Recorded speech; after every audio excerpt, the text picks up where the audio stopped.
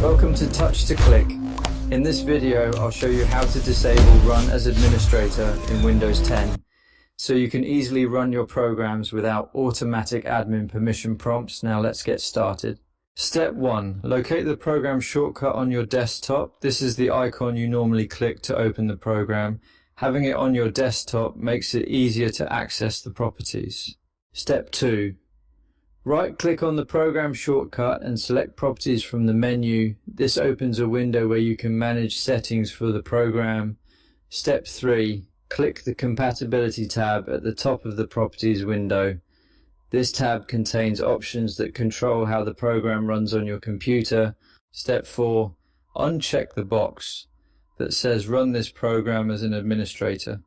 This disables the program from always asking for admin approval. It's useful if you want to open the program normally every time.